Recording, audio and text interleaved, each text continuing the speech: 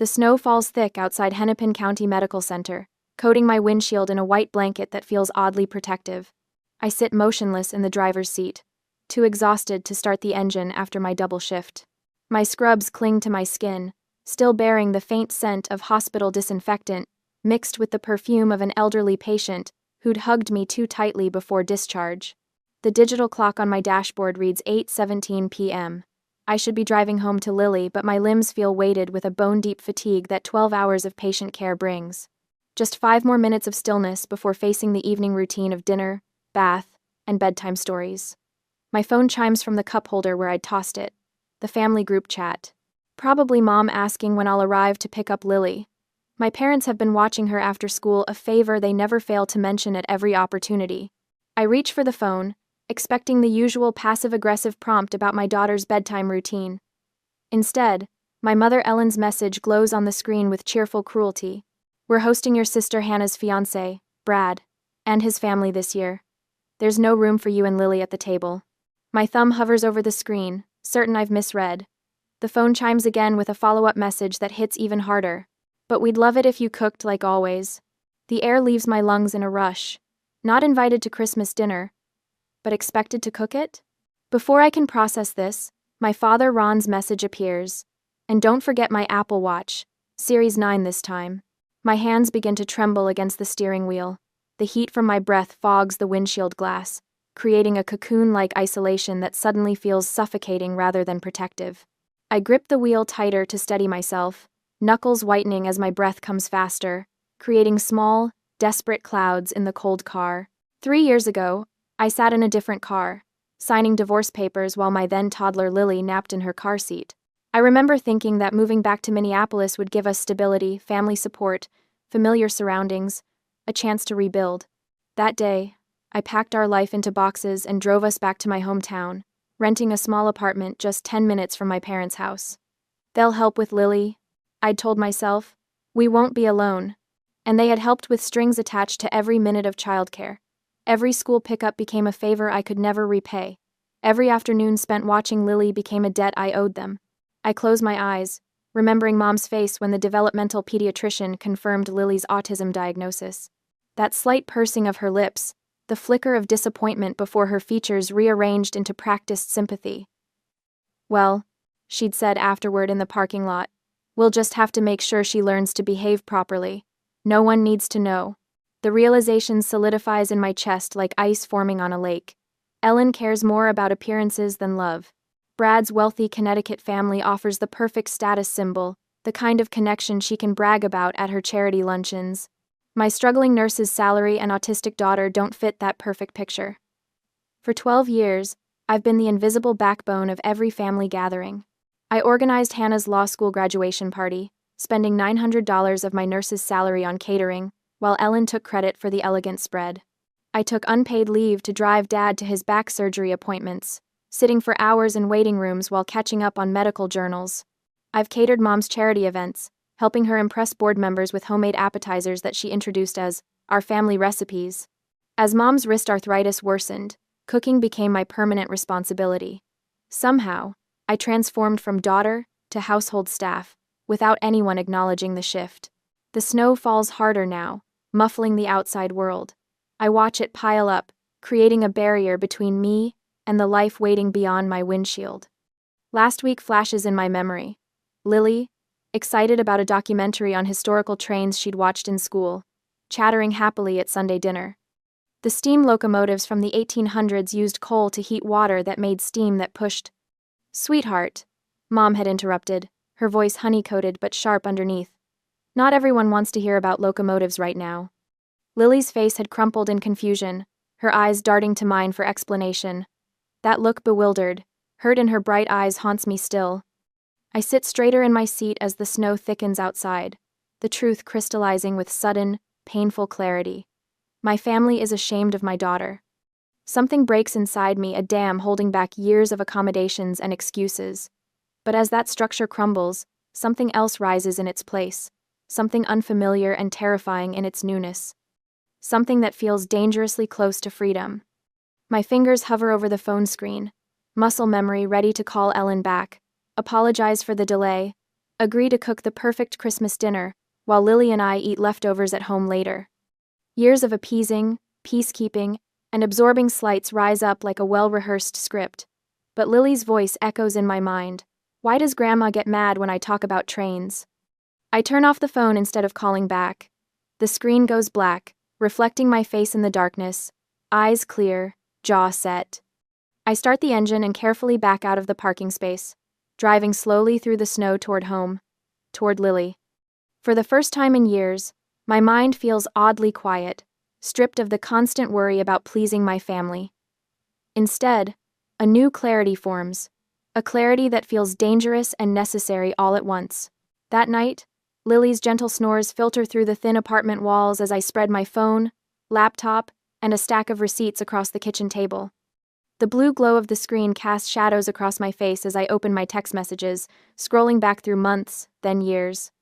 You know we can't do this without you, sweetheart. My mother's text from Easter stares back at me.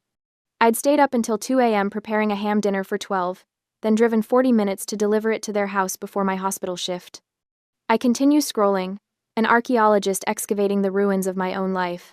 Don't make Mom stress again. Hannah's message from last Thanksgiving surfaces. I'd questioned whether I needed to make all 7 side dishes Ellen had requested. I ended up making 9, borrowing $200 from my emergency fund to cover ingredients. I opened my banking app, the numbers swimming before my exhausted eyes. Electronic transfers to my parents' accounts, $175 for Dad's birthday golf clubs, $300 toward Hannah's engagement party venue, $86 for Mom's medication that insurance wouldn't fully cover. In my photo gallery, I find images from the Street Paul Children's Hospital fundraiser last spring.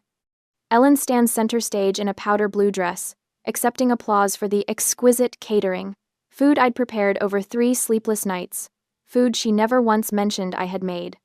My hands tighten around my phone, a dull ache spreading across my knuckles. I pull up my calculator app and begin tallying, groceries for family dinners, gifts they'd hinted at, emergency cash when Ron's car broke down. The weekend I catered Hannah's law school study group during finals. The numbers climb higher, my breath catching as the total flashes on screen. $11,400. $11,400 spent on my family in the past year alone. With trembling fingers, I check my bank account. $438 until next payday. Not even enough to cover next week's childcare if my parents follow through on their threat to stop watching Lily. Ellen's manipulation has been artful, almost admirable in its precision. Each request wrapped in just enough affection to disguise the command underneath. Each implied obligation tied to some past kindness that must be repaid eternally. Hannah learned from the best, her texts always beginning with sisterly concern before the inevitable ask. Her wedding planning has accelerated the pattern, expensive taste with the unspoken expectation that I'll fill the financial gaps.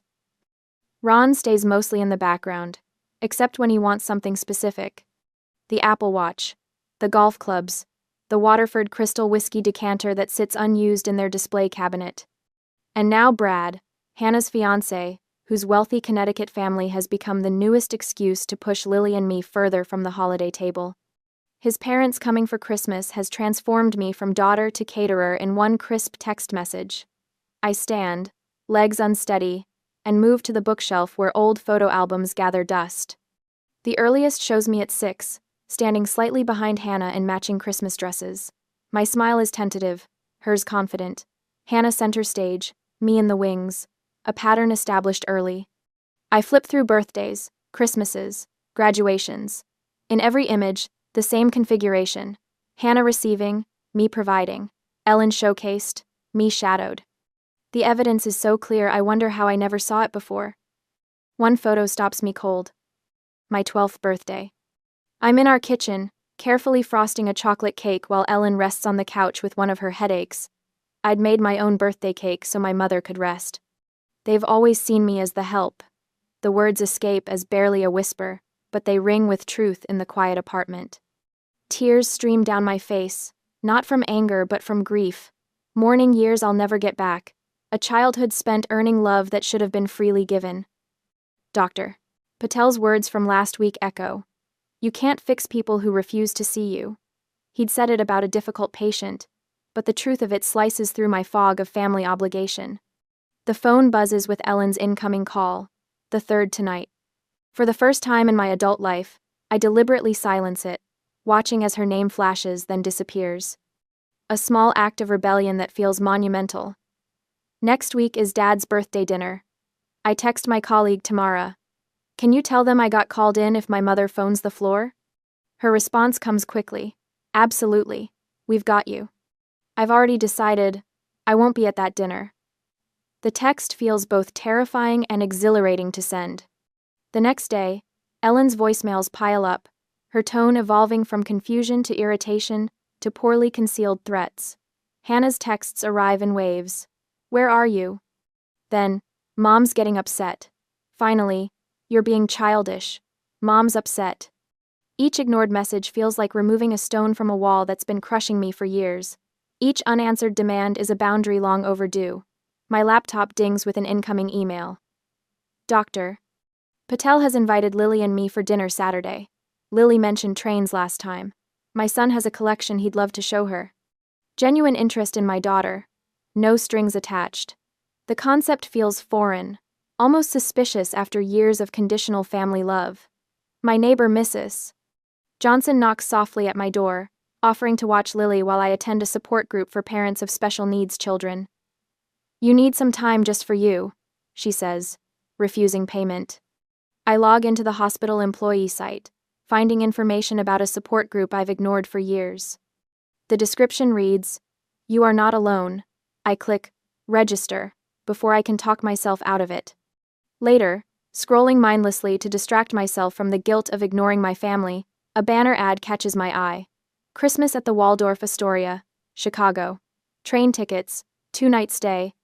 Christmas brunch, $3,200. Exactly the amount I've set aside for family Christmas gifts this year. My finger hovers over Book Now, heart racing with equal parts fear and anticipation. I take a deep breath and click. The confirmation email arrives immediately. No second thoughts. No explanations. For the first time in years, I've chosen Lily and myself over everyone else's demands. 3 days later, the hospital lobby bustled with the mid-afternoon shift change when Ellen Miller's voice cut through the professional murmur like a scalpel. How dare you ignore family? After all we've done for you. Ashley froze at the nurse's station, clipboard halfway to the filing rack. Her mother stood near the entrance, designer handbag clutched against her chest, face contorted with righteous indignation. Several patients in the waiting area turned to stare. Mom, Ashley whispered, approaching cautiously. This is my workplace. Ellen's voice rose higher. 3 days without returning calls. Is this how we raised you? Your sister's beside herself. A security guard, Mike, who'd helped Ashley change a flat tire last winter, appeared beside them, his presence calm but unmistakably firm. Everything okay here, Nurse Miller? My daughter's having a moment of rebellion, Ellen announced, shoulders squaring. Some misguided independence phase at 33. Ashley felt her cheeks burn. I need to finish my shift. We can discuss this later. Later? Ellen's laugh was brittle. You've made that promise for days. Mike shifted his weight slightly. Ma'am, our staff needs to focus on patient care. I can escort you to the cafeteria, if you'd like to wait until... Escort me? Ellen's eyes widened with theatrical offense. I'm trying to speak with my daughter about family obligations. 2 more security guards materialized, responding to Mike's subtle hand signal. Ashley watched her mother's expression shift from indignation to calculation, as she realized the scene wasn't working in her favor. Fine. We'll continue this discussion when you remember your priorities. Ellen turned sharply, allowing herself to be guided toward the exit, voice carrying. Christmas is about family, Ashley. Not whatever this is. The elevator doors closed behind Ashley 20 minutes later, her hands trembling as she pressed the button for the parking garage. Her phone vibrated Hannah's 4th Instagram notification today. She opened it reluctantly. Hannah's latest post. A sepia-toned photo of their childhood stockings hanging from their parents' fireplace. Caption. Some people forget family comes first at Christmas. Traditions matter. Family first. Priorities. 3 missed calls from her father. 6 from Ellen. A family group text flashed on screen. We need to finalize holiday commitments. Ashley, Please respond as soon as possible regarding your cooking schedule. Her phone rang again, Aunt Margaret this time. The third extended family member to check in since yesterday. Ashley silenced the call, then hesitated before opening her email. There it was, between hospital shift notifications and Lily's school newsletter, Christmas shopping list, 2024, from Ellen Miller, containing detailed ingredients for the 12 dishes Ashley was expected to prepare. No acknowledgement of their confrontation. No mention that Ashley and Lily weren't welcome at the table. In her apartment that night, after Lily had fallen asleep clutching her favorite train encyclopedia, Ashley sat cross-legged on her bed. Her thumb hovered over her mother's contact, then deliberately selected, block this caller. Hannah's number followed, Ron's, Aunt Margaret's, Cousin Jeremy's. For 24 hours, she decided. Just 24 hours of silence. Next, she opened her email settings, creating a new filter. Family folder, automatic redirection, no notifications. The tension in her shoulders eased slightly as she imagined the messages piling up somewhere she couldn't see them. That night, Ashley slept without interruption for the first time in years. No 2 a.m. texts from Ellen asking for recipe confirmations, no pre-dawn anxiety about forgotten family obligations. She woke feeling oddly light, as if gravity had somehow lessened overnight. Before Lily stirred, Ashley sat by the window, watching dawn break over Minneapolis. 15 minutes of silence. 15 minutes of breathing without planning anyone else's day. The apartment felt different, protected. Later, while Lily arranged her cereal into perfect concentric circles, Ashley opened a blank document on her laptop. Family patterns, she typed. The evidence flowed easily. Holidays spent cooking while others ate, vacation days sacrificed for Ellen's charity events, loan money never repaid, Hannah's emergencies always trumping Lily's needs. Seeing it in black and white felt simultaneously heartbreaking and validating. This wasn't normal family give and take. This wasn't love. This was exploitation with a smile. Her phone call to the therapist's office felt like crossing a border into unknown territory. First available appointment, please, she told the receptionist. Regarding family boundaries. That evening, Ashley stood before her bathroom mirror. No, she practiced, watching her reflection. I won't be cooking Christmas dinner this year. Her voice wavered, then steadied with repetition. Lily and I have other plans. Lily's school holiday concert arrived with perfect December precision 2 weeks before Christmas, just as Ellen had calculated. Ashley spotted her mother and sister immediately upon entering the elementary school auditorium. They'd positioned themselves near the only exit door, a tactical choice that made Ashley's stomach clench. There you are, Ellen hissed as Ashley approached, Lily's hand firmly in hers. Your father's parking the car. We need to talk. After the concert, Ashley replied, guiding Lily toward the rows reserved for performers. Hannah stepped into their path. You're being ridiculous. Mom hasn't slept in days. My class is singing Jingle Bells, Lily announced proudly, oblivious to the tension. I'm going to ring the bells on the chorus. Ellen ignored her granddaughter completely. This tantrum needs to end, Ashley. You're embarrassing the family. If you don't start answering calls, Hannah added, leaning closer, we won't watch Lily anymore. Then what will you do? Ashley felt something solidify within her chest, not anger, but certainty. I've hired an after-school sitter, she said calmly. Lily and I won't be at Christmas. Ellen's carefully applied makeup couldn't hide her shock. What will we tell Brad's family? They're expecting your cooking. I'm sure you'll manage. Ashley guided Lily around them toward the stage door, not looking back at her mother's sputtering response. Dr. Patel and his wife Eliza arrived at Ashley's apartment 3 days later bearing homemade curry and freshly baked naan. A pre-Christmas dinner, Eliza explained, smiling warmly at Lily. Sandeep mentioned you might need some friendly faces this week. They ate at Ashley's small kitchen table, Lily excitedly explaining the differences between Japanese and American bullet trains, while Dr. Patel listened with genuine interest. No one hushed her. No one exchanged meaningful glances when she spoke too long about one topic. The next day, a basket appeared at the nurse's station, train-themed books, wooden track pieces, and a miniature conductor's hat for Lily. The card read simply, "From your hospital family." The parent support group Ashley had joined tentatively after Lily's diagnosis, shared strategies for holiday boundaries in their December meeting.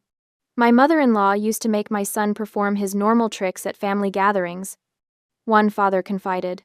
We haven't spent Christmas with them in 3 years. Best decision we ever made. Mrs. Johnson from next door stopped by with sugar cookies. I'll collect your mail while you're in Chicago, she offered, though Ashley hadn't mentioned the trip to anyone outside work. This building gossips worse than my bridge club. Her supervisor approved her vacation request with a post-it note attached. Well deserved. We've got your shifts covered. An anonymous Christmas card arrived in Ashley's mailbox containing a $100 gift card and the message. From a fellow survivor. The first holiday away is the hardest. It gets better. Ashley was folding Lily's favorite striped pajamas into their suitcase when an unknown number flashed on her phone. She almost declined before recognizing the area code her father's cell phone using a different number to bypass her blocking. Taking a deep breath, she answered while setting a timer for 5 minutes on her microwave. Hello, Dad. Ashley. Ron's voice held the practiced patience he used when explaining why bills were paid late. Your mother hasn't slept. Is that what you wanted? I wanted to be treated like family, Ashley replied, surprised by the steadiness in her voice. Not staff. The silence stretched between them, startling in its length. Ashley realized it was perhaps the first time she'd directly confronted her father about anything. Everyone's upset, he finally said, sounding genuinely bewildered. Hannah says you're abandoning family traditions. I'm starting new ones with my daughter. But Christmas has always been at our house, where I've always cooked but never been welcome at the table. Another silence, longer this time. When the microwave timer beeped, Ashley felt an odd sense of power. I need to go now, Dad. Merry Christmas. She ended the call before he could respond. The next day, Ashley and Lily stood beneath the glittering holiday displays at the downtown department store. Christmas music swelled through hidden speakers as Lily gasped at a sparkly silver dress displayed on a child-sized mannequin. It's perfect for the fancy hotel, Mom. Ashley checked the price tag, $78. More than she'd normally spend on a dress Lily would outgrow in months. But the light in her daughter's eyes as she twirled before the mirror made the decision simple. Let's try it on, Ashley said. While Lily changed, Ashley browsed the women's section, fingers trailing over soft fabrics she'd normally pass by as impractical. A deep green sweater caught her eye, elegant, simple, nothing like the practical clothes she wore for hospital shifts and family cooking marathons. You should try that on, the sales associate suggested. That color would be stunning with your complexion. Ashley hesitated. I don't usually. Mom, look! Lily emerged from the dressing room, the silver dress catching light as she spun. Gorgeous, Ashley breathed. Your turn, Lily insisted, pointing to the green sweater. In the dressing room, Ashley stared at her reflection. The sweater draped perfectly, the color warming her skin. When had she stopped buying clothes for herself? When had every spare dollar been redirected to family gifts, Hannah's celebrations, Ellen's entertaining? You look radiant, the sales associate commented when Ashley emerged. She's smiling like in the old pictures, Lily observed, touching the soft fabric of Ashley's sleeve. Ashley pulled out her phone, positioning Lily beside her in the mirror. Our first Christmas trip selfie, she explained, snapping the photo. Later that evening, she posted it to her private Instagram account with the caption, Starting New Traditions. While Lily slept, Ashley created a new digital folder on her laptop, Family History. Into it went screenshots of years of manipulative texts, spreadsheets of financial records showing the one-way flow of giving, a timeline of canceled plans to accommodate family demands, journal entries, documenting emotional abuse patterns. She added photos from family gatherings, Ellen physically turning away when Lily tried to show her a drawing, Hannah accepting credit for a dessert Ashley had stayed up until 2 a.m. to perfect. She created a list titled Ellen's Credit Taking, documenting every accomplishment her mother had claimed as her own influence.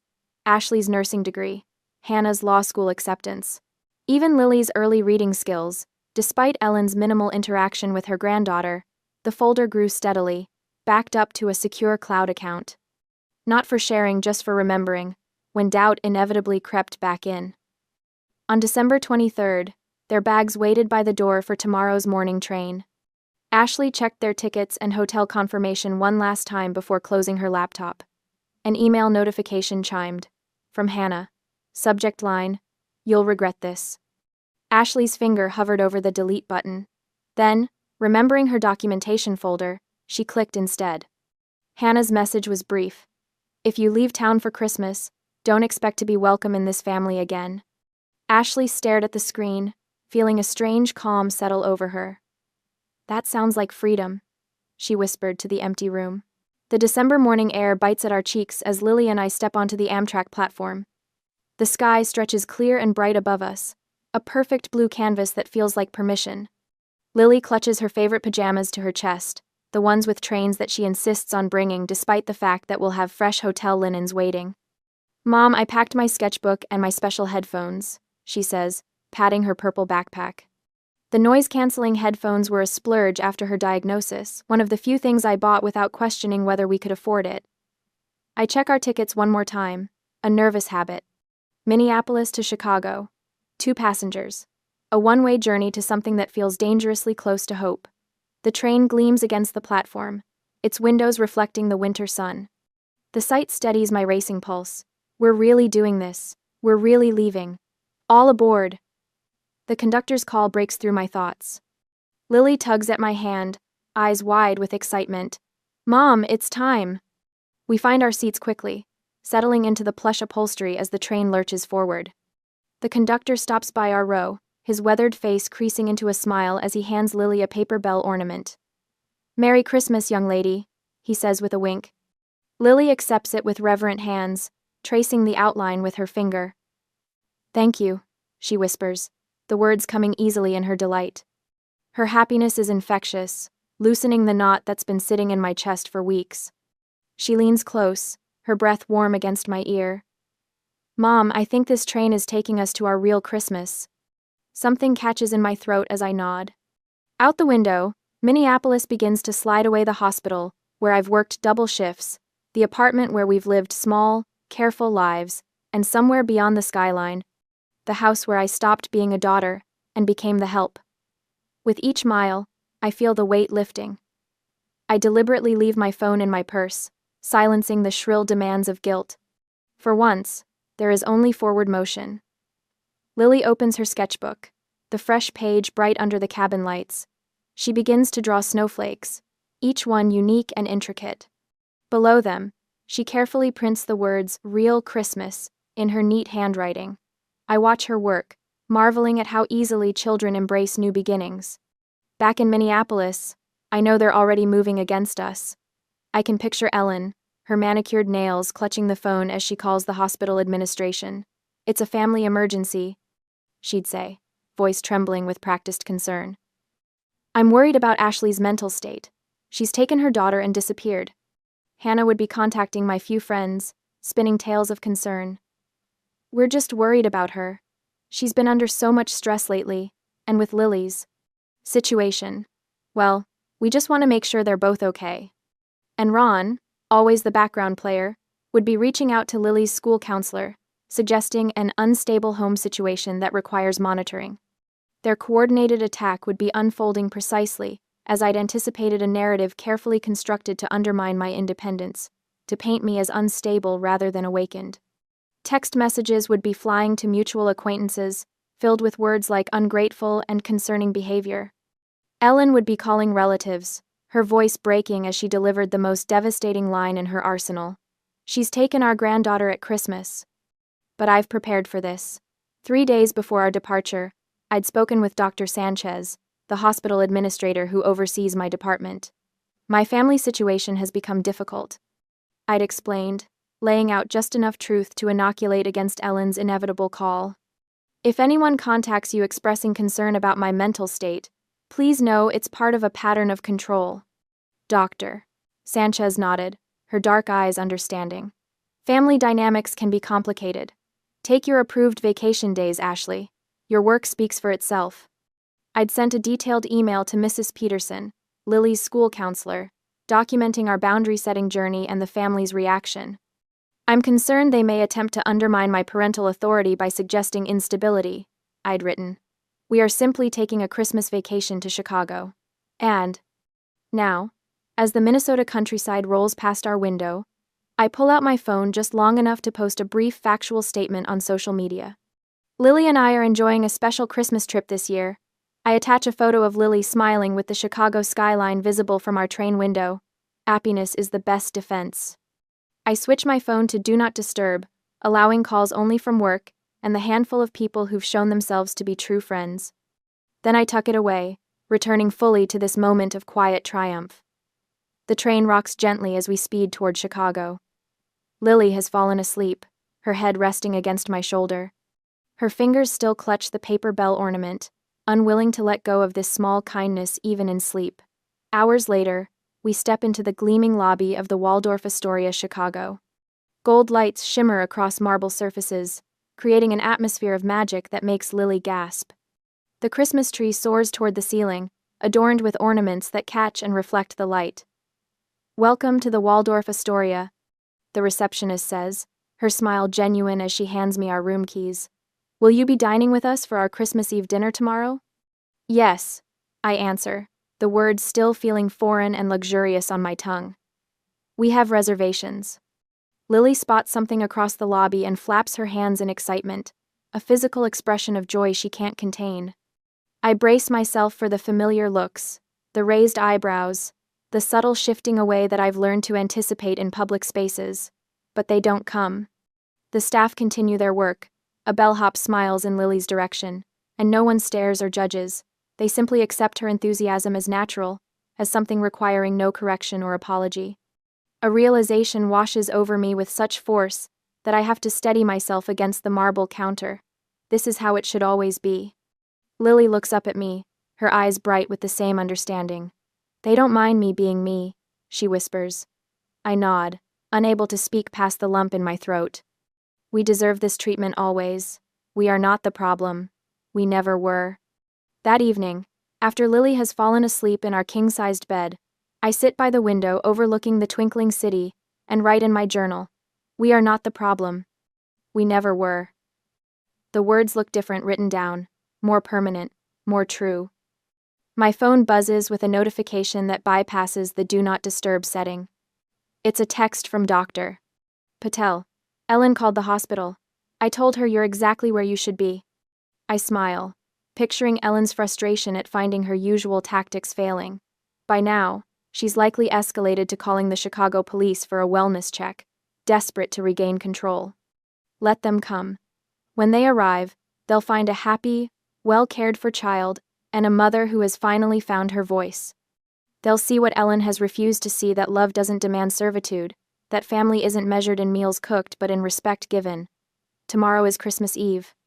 For the first time in years, I feel the holiday's promise of peace.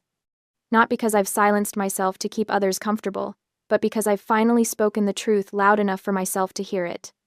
As I close my journal, my phone buzzes again. A text from Hannah. "Mom's losing it." She accidentally sent a message to the wrong group chat saying, "We can't tell the Bradleys," she refused. "Just say she's working Christmas." Several family friends were included. Everyone knows now. I set the phone down without responding. The truth is emerging without my effort. The carefully constructed family image is crumbling under the weight of its own deception. Outside our window, snow begins to fall, gentle flakes descending on a city that has unexpectedly become our sanctuary. Tomorrow will bring its own challenges, but tonight, in this moment, we are exactly where we should be. Christmas morning finds us in the golden glow of the Waldorf Astoria's grand dining room. Lily spreads strawberry jam on her third piece of toast, her eyes wide at the crystal chandeliers above us. She's wearing the sparkly dress we bought specially for this occasion, and her hair is neatly brushed. No rushing this morning, no tense family breakfast with Mom's disapproving glances. My phone vibrates on the table. Ellen's name flashes on the screen, the third call in 20 minutes. I silence it and turn it face down, refusing to let her intrude on our peace. But a voicemail notification appears seconds later, and something tells me I should listen. "Ashley." My mother's voice sounds strained, theatrical. "I'm in the hospital." My heart. "The doctors aren't sure what's happening. Please come home. Lily needs her grandmother. I need my daughter." I stare at the phone, that familiar twist of panic and guilt rising in my chest. but something feels wrong. 3 years of nursing at Hennepin County Medical Center has taught me the rhythm of real emergencies. More pancakes, Mom? Lily asks, oblivious to the manipulation attempting to breach our sanctuary. In a minute, sweetheart. I step away from our table and call Sandra, my friend in hospital administration back in Minneapolis. Ellen Miller? No, we don't have any admission under that name today, Sandra confirms after checking. Nothing at Abbott or Methodist either. Are you okay, Ash? The relief that floods me is immediately followed by a cold anger. While I'm watching Lily delight on Christmas morning, my mother is fabricating medical emergencies to regain control. Back at the table, my phone lights up with a text from Hannah. Just call Mom. She's falling apart. You've made your point. Then Ron. Haven't you punished us enough? It's Christmas, for God's sake. Cousin Jill. Ellen is devastated. What kind of daughter abandons her family at Christmas? Uncle Pete. Your mother raised you better than this. The coordinated guilt offensive would have worked perfectly a week ago. I would have been packing our bags, apologizing for ruining Christmas, promising to make it up to them. I forward the screenshots to Dr. Brennan, my therapist. Her response comes quickly. Textbook manipulation. Stay strong. This is why we prepared. A.T. The messages continue through brunch. Ellen's escalation is impressive in its desperation. I'm contacting Lily's school tomorrow. They should know you're mentally unstable. Hannah follows with, Mom's talking about getting a lawyer. Don't make this worse. Ron's contribution cuts deep. Your job could be at risk if we have to involve authorities. The final message arrives at 12:17 p.m. Call by 3 p.m. or consider yourself disowned. This is your last chance, Ashley. I set my phone down, my hands trembling slightly. Ellen has enlisted her charity board friends now. Their messages of concern flood my inbox. The pressure feels almost physical, like the air itself is constricting around me. Mom? Lily's voice breaks through my thoughts. She's standing beside me, concern etching her small features. Your phone keeps making noise. Are we in trouble? What's wrong? She asks, her voice small. Grandma left a message saying she's sick, but she's not really in the hospital. Is she lying? Lily's directness cuts to the heart of it. Yes, sweetheart. I guide her to a quiet corner of the dining room, away from other guests. Sometimes people say things that aren't true to make us do what they want. Lily considers this, her brow furrowed in concentration. Then her face brightens with recognition. Like when Tommy at school says he won't be my friend if I talk about trains? The parallel strikes me with such clarity that I almost laugh. Exactly like that, sweetheart. That's not very nice, Lily says firmly. No, it's not. I touch her cheek gently. And we don't have to do what people want just because they try to make us feel bad. We return to our suite after brunch. While Lily arranges her new colored pencils by the window overlooking Michigan Avenue, I open my laptop and create a private blog. I title it Our Little Escapes and write our first post. If they don't save you a chair, build your own table. I added a photo of Lily and me at brunch, our faces relaxed and genuinely happy. Possibly the first authentic Christmas photo we've had in years. The clock on my phone shows 2:37 p.m. Ellen's ultimatum looms, but I feel strangely calm. I silence my phone and join Lily at the window, watching holiday shoppers bustling on the street below. 3 o'clock comes and goes without acknowledgement. A weight lifts from my shoulders as I realize I've been holding my breath for years. What my family doesn't know is how methodically I've prepared for this moment. Hospital administration has been briefed on potential interference from Ellen. Lily's school counselor has documentation about our healthy boundary setting. Dr. Brennan's records establish my mental stability. Our finances, though tight, are independent and secure. The evidence folder sits untouched in my cloud storage. Its power lies in having it, not using it. Later that evening, I composed a single email to my family. My tone is professional, calm, without accusation. I am open to a relationship under these conditions: respect for Lily, no demands for unpaid labor, and acknowledgement of past behavior. Professional family therapy would be required before any meaningful reconciliation. I attach selected screenshots of manipulative texts spanning years, and a simple spreadsheet showing the one-way financial relationship, $11,400 given to family in the past year alone. The facts speak for themselves. I end with, I am not angry. I am awake. The following day, I learned from Hannah's fiancé Brad that his father, a child psychologist, facilitated a difficult conversation with my family. He provided a professional perspective on Ellen's behavior patterns. Hannah began questioning her lifelong role as the golden child. Ron spoke independently of Ellen, a first in their marriage. Brad himself is reconsidering his relationship with Hannah, seeing familiar warning signs. Ellen's authority in the family has diminished permanently. The power dynamics that kept me trapped for years have shattered. For the first time, I hold firm without emotional investment in the outcome. A week after Christmas, a letter arrives from Hannah, forwarded by Mrs. Johnson. I examine the Minneapolis postmark, feeling a strange detachment as I open it. The first line is visible as I unfold the paper. I'm starting therapy next week. I look at it for a long moment, surprised by genuine change, where I expected more manipulation. Then I carefully fold it again and set it aside. I'll read it when I'm ready. The power to engage on my terms feels like the greatest gift I've ever received. 4 months later, the Minneapolis spring sun streamed through Ashley's kitchen window, melting the last patches of stubborn snow outside. She sipped her coffee, watching a robin tug at a worm in the newly exposed soil of her small garden patch. Nature's reset button had been pushed, and not just outside her window. "Mom, can we see the seals at the zoo in San Diego?" Lily's voice carried from her bedroom, where she was arranging her train models by historical era. "Absolutely. And the pandas, too." Ashley opened her laptop to check their flight details for next month's trip. After Chicago at Christmas, she'd promised Lily they would make these adventures a tradition. Just the two of them, exploring the world at their own pace. She clicked over to her blog, Our Little Escapes. 3,000 followers now.